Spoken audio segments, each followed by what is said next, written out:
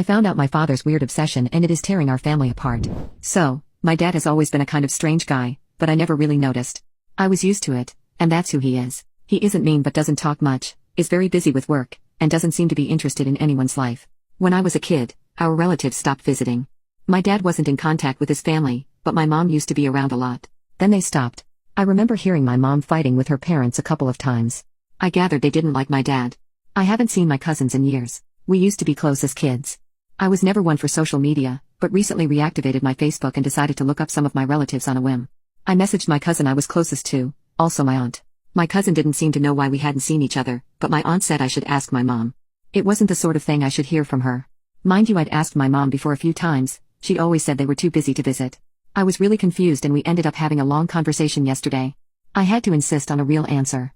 Now I am horrified at what I found out. Her family is freaked out by my dad because a few years ago when they came for dinner, they found out what he'd said was beef was actually kangaroo meat.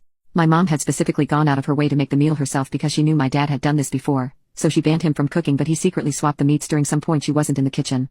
She admitted to her family he was constantly doing this to us. Yeah, now I know I've eaten a ton of gross poop he'd said was beef or chicken.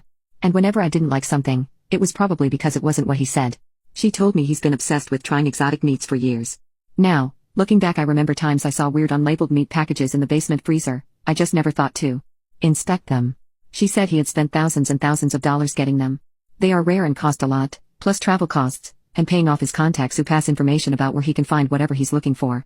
It's driven my parents to the verge of financial ruin multiple times. My mom also said they've nearly divorced a few times. I used to hear them fighting sometimes as a kid, now I guess I know why. You might think he just has adventurous tastes and this can't be that bad, so I'll give you the full picture of everything she told me. Some of the things he's had are weird to standard Americans, but I realize might not be that weird in other places. The kangaroo and horse, for example, wolf, camel, and shark fin soup. Some are questionable, I guess, such as something called ortolan bunting and seafood eaten while still alive. Then some of it is straight up illegal. Like she said, he once unalived and ate a bald eagle. He hunts a normal game, which I knew, but also protected species.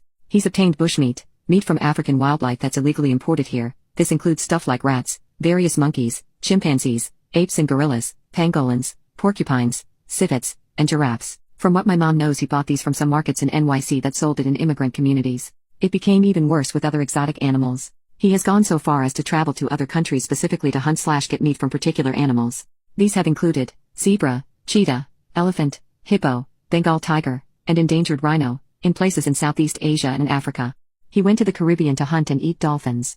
Brazil for anacondas. My mom says that a trip he's going on next month to China is specifically to try to find a way of eating Chinese salamander and panda meat. These are both very endangered species. It's seriously illegal there to